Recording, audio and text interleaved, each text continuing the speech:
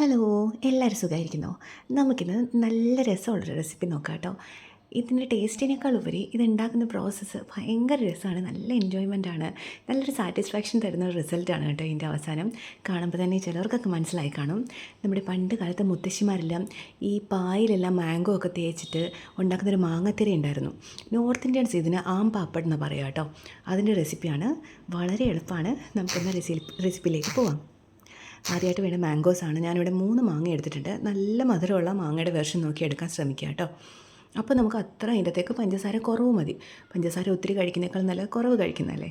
അപ്പോൾ നമുക്ക് ഈ മാംഗോയുടെ എല്ലാം തൊലിയെല്ലാം കളഞ്ഞ് ഇത് നന്നായിട്ട് ഒന്ന് ചെത്തി എടുത്തിട്ട് അരച്ചെടുക്കണം. ഞാനിപ്പം പീസസ് ആക്കി എടുത്തിട്ട് ഇതൊന്ന് അരച്ചെടുക്കാൻ പോവാണ്. അധികം നാരുകളില്ലാത്ത മാങ്ങയായിരിക്കും കൂടുതൽ നല്ലത് കേട്ടോ. നമുക്ക് ഈ ലാസ്റ്റ് ഇത് ഷീറ്റ് പോലെ ആകുമ്പോൾ നാരുകളുള്ളതാണെങ്കിൽ ഇങ്ങനെ നാരുകൾ കാണും അതിൽ. അപ്പോൾ നാരുകൾ കുറവുള്ള മാങ്ങ നോക്കിയെടുക്കുക. ഇപ്പം ഞാൻ നന്നായിട്ട് അരച്ചെടുത്തിട്ടുണ്ട്. എന്നിട്ട് ഞാൻ ഈ ബൗളിലേക്ക് മാറ്റുകയാണ്. ഞാൻ കാണിച്ചു തരാം. ഇത് ഇത്രയുണ്ട് അളവ്, 3 മാങ്ങയുടെയാണ്. നിങ്ങൾക്ക് കൂടുതൽ അളവ് വേണമെന്നുണ്ടെങ്കിൽ കൂടുതൽ എടുക്കുക കേട്ടോ. ഇനി നമുക്ക് ഒരു നോൺ സ്റ്റിക്ക് പാത്രത്തിലേക്ക് ഇതെല്ലാം ഇട്ട് കൊടുക്കാം. ഈ അരച്ച് വെച്ചിരിക്കുന്ന മാങ്ങയുടെ ഈ പ്യൂരി മുഴുവനായിട്ട് ഇതിലേക്ക് ഇട്ട് കൊടുക്കാം. എന്നിട്ടിത് ഒരു ലോ ടു മീഡിയം ഫ്ലെയിമിൽ പയ്യെ കുക്ക് ചെയ്തെടുക്കണം, പഞ്ചസാര ചേർത്തിട്ട്.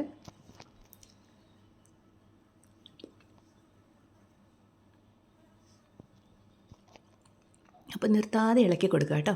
ഇത് കരിഞ്ഞു പോരുത്, അതുകൊണ്ട് ഫ്ലെയിം വളരെയധികം ശ്രദ്ധിക്കുക. ഇത് കരിഞ്ഞു പോയിട്ടുണ്ടെങ്കിൽ പിന്നെ നമ്മുടെ ഈ സംഭവം ഒന്നിനും കൊള്ളില്ല കേട്ടോ.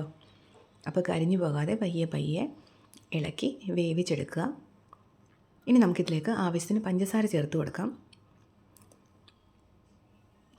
ഞാനിവിടെ ഇത് 3 മാങ്ങയിലേക്ക് ഒരു 3/4 കപ്പ് പഞ്ചസാര ചേർത്ത് കൊടുത്തിട്ടുണ്ട്. നമ്മുടെ സാധാരണ പഞ്ചസാര, പൊടിച്ച പഞ്ചസാരയൊന്നും വേണ്ട, സാധാ പഞ്ചസാര ഇതിലേക്ക് ചേർത്ത് കൊടുക്കുക.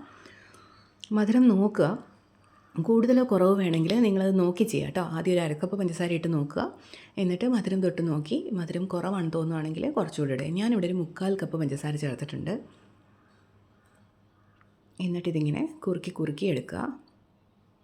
ഇത് കണ്ടില്ലേ, ഇത് നന്നായിട്ട് ഇപ്പം നീണ്ടിട്ടുണ്ട്, പഞ്ചസാര എല്ലാം അലുത്ത് വന്നിട്ടുണ്ട്. ഇനി ഇത് നമ്മൾ ഈ ഇളക്കുന്ന തവിയിൽ ഒന്ന് ഫിംഗർ തൊട്ട് നോക്കുമ്പോൾ നമുക്ക് മനസ്സിലാവും അതിൻ്റെ എത്രയാണ് അതിന് കൺസിസ്റ്റൻസി നമുക്ക് വേണ്ടതെന്ന്. ആ സമയം കൊണ്ട് നമുക്കൊരു സ്റ്റീലിൻ്റെ 1-2 പാത്രം ഒന്ന് നെയ്യൊക്കെ തേച്ച് ഒന്ന് ഗ്രീസ് ചെയ്ത് വെക്കാം. ഇത് കണ്ടില്ലേ, ഇങ്ങനെ ആ തവിയിൽ ഒന്ന് വിരലൊടിച്ച് നോക്കുമ്പം ഇതിങ്ങനെ ക്ലീനായിട്ടൊരു വര വീഴുന്നുണ്ടെങ്കിൽ അത് പാകമായെന്നാണ് അതിനർത്ഥം. കൈ പൊള്ളിക്കാതെ നോക്കുക കേട്ടോ.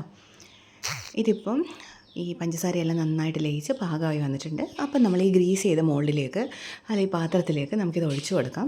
ഞാനിവിടെ ഒറ്റ പാത്രത്തിൽ ഉണ്ടാക്കുന്നുള്ളൂ. അത്യാവശ്യം കട്ടിയുണ്ട്. നിങ്ങൾക്ക് കനം കുറഞ്ഞ് വേണമെന്നുണ്ടെങ്കിൽ 1-2 പാത്രം എടുക്കുക കേട്ടോ. 1-2 പാത്രത്തിൽ ഇതുപോലെ നന്നായിട്ട് സ്പ്രെഡ് ചെയ്തിട്ട് സ്മൂത്തൻ ചെയ്ത് കൊടുക്കുക. അതിലേക്ക് ഇങ്ങനെ ഒഴിച്ചിട്ട് പാത്രം 2 തട്ട് തട്ടിയാൽ മതി. കിച്ചൺ കൗണ്ടറിലേക്ക് ഒന്ന് തട്ടുമ്പോഴേക്കും ഇത് ഒരേ സ്മൂത്തായിട്ട് ഒരേ ലെവലിൽ പരന്ന് വന്നോളും കേട്ടോ.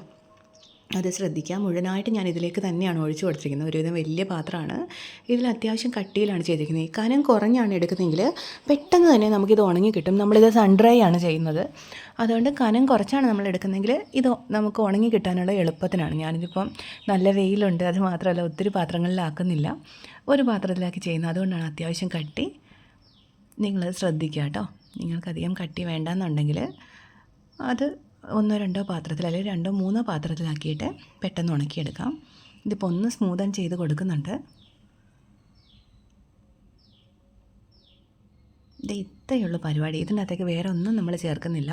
വേണമെങ്കിൽ നമുക്ക് ഏലക്കയും പഞ്ചസാരയും കൂടെ പൊടിച്ച് കൊടുത്ത് അതിൻ്റെ ഫ്ലേവർ ഇഷ്ടമാണെങ്കിൽ ചേർക്കാം. ഞാനൊന്നും ചേർത്തിട്ടില്ല. മാംഗോയുടെയും പഞ്ചസാരയുടെയും മാത്രമേ ടേസ്റ്റേ ഉള്ളൂ. ഇതിങ്ങനെ ഒന്ന് തട്ടിക്കൊടുക്കുക. അപ്പോൾ നല്ല സ്മൂത്തായിട്ട് വന്നിട്ടുണ്ട്. കണ്ടില്ലേ, ഒരേ ലെവലിലാണ് വന്നിരിക്കുന്നത്. അതിൻ്റെ കന എല്ലായിടത്തും ഒരേപോലെയാണ്. നമുക്കിനി കൊണ്ടുപോയി വെയിലത്ത് വെക്കാം. ഇവിടെ ഇപ്പം പൊടിയൊന്നുമില്ല, അതുകൊണ്ടാണ് ഇങ്ങനെ വെച്ചിരിക്കുന്നത്. നല്ല വെയിലത്തേക്ക് മാറ്റി വെക്കുമ്പോൾ ഞാനിതൊരു തുണിയിട്ട് മൂടുന്നുണ്ട് കേട്ടോ, അല്ലെങ്കിൽ പൊടി കയറും. ഇത് ഇപ്പം തന്നെ ഉറുമ്പ് ഓടിയാണ് വരുന്നത്. കണ്ടില്ലേ, അതിൻ്റെ അകത്തൊരു ഉറുമ്പുണ്ട്. ഞാൻ ദേ ഇങ്ങനെ തുണിയിട്ട് മൂടിയിട്ടാണ് പിന്നെ വെക്കുന്നത്. ഇത് കണ്ടില്ലേ, ഇത് രാവിലെ ഞാൻ വെച്ചിട്ട് വൈകിട്ടുള്ളതാണിത്. ഇപ്പം തന്നെ അതിൻ്റെ മോൾ ഭാഗമൊക്കെ നന്നായിട്ട് ഉണങ്ങി, ഒട്ടിയൊന്നും പിടിക്കുന്നില്ല. എനിക്കിത് ടോട്ടലായിട്ട് ഉണങ്ങി കിട്ടാൻ 3 ദിവസം എടുത്തു കേട്ടോ. കനം കുറവാണെങ്കിൽ 1-2 ദിവസത്തിനുള്ളിൽ തന്നെ ആകും. ഇത് നല്ല കട്ടിയുള്ളതുകൊണ്ടാണ് എനിക്ക് 3 ദിവസം എടുത്തത്. നമുക്കിനി ഇത് ഓപ്പൺ ചെയ്ത് നോക്കാം. ഇത് കണ്ടില്ലേ, നന്നായിട്ട് ഉണങ്ങിയിട്ടുണ്ട്. ഈ സൈഡ് നമുക്കൊരു കത്തി ഒന്ന് ഓടിച്ച് സൈഡൊന്ന് വിടുവിക്കാം, സൈഡിൽ നിന്ന്, പാത്രത്തിൻ്റെ സൈഡിൽ നിന്ന് കേട്ടോ. അപ്പോൾ ഒരു ചെറിയ കത്തിയോ സ്പൂണോ വല്ലതും എടുത്തിട്ട് സൈഡൊന്ന് വിടുവിച്ച് കൊടുക്കുക. എന്നിട്ട് നമുക്കിത് ഈസിലി ഇത് നമുക്കതിൽ നിന്ന് വലിച്ചെടുക്കാം. ഒരു ഷീറ്റ് പോലെ നമുക്ക് കിട്ടും. നല്ല രസമാണ് കേട്ടോ. ഈ പ്രോസസ്സാണ് എനിക്കിതിനകത്ത് ഏറ്റവും ഇഷ്ടപ്പെട്ടത്. നമുക്ക് നല്ലൊരു രസമാണ്, നല്ലൊരു സാറ്റിസ്ഫാക്ഷനാണ് ഇങ്ങനെ കിട്ടും അത് കാണുമ്പോഴൊക്കെ. അത് കാണാനും നല്ല രസമാണ് കേട്ടോ. ഇങ്ങനെ ഷീറ്റായിട്ട് നമ്മളിതുവരെയും നമുക്കങ്ങനെ പൊതുവെ ഉള്ളൊരു എക്സ്പീരിയൻസ് അല്ലല്ലോ ഇത്. അങ്ങനെ ഞാനിപ്പോൾ ഇളക്കി കാണിക്കാം. നല്ല തിളങ്ങിയിരിക്കുന്നൊരു ഷീറ്റാണ്. ഈ സിലിക്കൺ ഷീറ്റൊക്കെ പോലെ ഇരിക്കും ഇതിൽ തൊടുമ്പോൾ. നല്ലതിപ്പോൾ റെഡി ആയിട്ടുണ്ട്, നന്നായിട്ട് ഉണങ്ങിയിട്ടുണ്ട്. ഇതിനകത്ത് ഇത്തിരി പോലും വെള്ളമയം ഇല്ല കേട്ടോ. ഇനി ഇത് നമുക്ക് പീസസായിട്ട് മുറിച്ചോ അല്ലെങ്കിൽ സ്ട്രിപ്സായിട്ട് മുറിച്ചോ നമുക്കിത് ഒരു എയർ ടൈറ്റ് ആയിട്ടുള്ള പാത്രത്തിൽ സൂക്ഷിക്കാം. ഇത് ഒത്തിരി നാളിരിക്കും. നമ്മളുടെ മക്കൾക്കൊക്കെ നമുക്ക് വല്ലപ്പോഴും ഒരു സ്പെഷ്യലായിട്ടൊരു മിഠായി പോലെ കൊടുക്കാനൊക്കെ വളരെ നല്ലതാണ്. പഞ്ചസാര ഉണ്ട് ഇതിനകത്ത്, അതുകൊണ്ട് ഒത്തിരി ഷുഗറുള്ള ആൾക്കാരൊന്നും അധികം കഴിക്കണ്ട, കാരണം നന്നായി തന്നെ പഞ്ചസാര ഉണ്ടല്ലോ. ഇപ്പം നമുക്കൊന്ന് കട്ട് ചെയ്ത് നോക്കാം.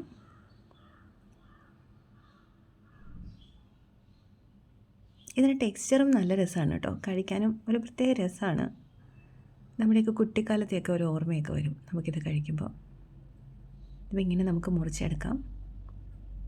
ഞാനിവിടെ ഇങ്ങനെ സ്ക്വയർ പീസസ് ആയിട്ടാണ് മുറിച്ചെടുക്കുന്നത്.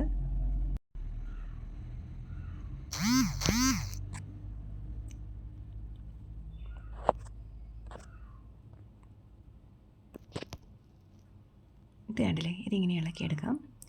നമ്മുടെ ഈ ചീസിൻ്റെയൊക്കെ സ്ലൈസൊക്കെ നമ്മൾ കാണില്ലേ, അതുപോലെ നല്ല തിളങ്ങിയ ഒരു പീസ് നമുക്ക് കയ്യിലേക്ക് കിട്ടും. ഇതേ കണ്ടില്ലേ, നല്ല രസമില്ലേ കാണാൻ. അപ്പോൾ എല്ലാവരും ട്രൈ ചെയ്ത് നോക്കണം കേട്ടോ. ഇതൊക്കെ ഒരു തവണ നമുക്ക് ലൈഫിൽ ഒരു തവണയെങ്കിലും ഇതൊക്കെ ഒന്ന് എക്സ്പീരിയൻസ് ചെയ്യണ്ടേ. പണ്ടൊക്കെ മുത്തശ്ശിമാരൊക്കെ എന്ത് പാടുപെട്ട് ഇതൊക്കെ ഉണ്ടാക്കിയിട്ടുള്ളത്. നമുക്കിതൊക്കെ എളുപ്പത്തിൽ എടുക്കാൻ പറ്റുന്നുണ്ട്. അപ്പോൾ എല്ലാവരും ഒരു തവണ ഇങ്ങനെ ട്രൈ ചെയ്ത് നോക്കിയിട്ട് ഫീഡ്ബാക്ക്സ് അറിയിക്കണം. നമ്മുടെ വീഡിയോ ഇഷ്ടപ്പെടുകയാണെങ്കിൽ ചാനലിലൂടെ ഒന്ന് സബ്സ്ക്രൈബ് ചെയ്തേക്കണം കേട്ടോ.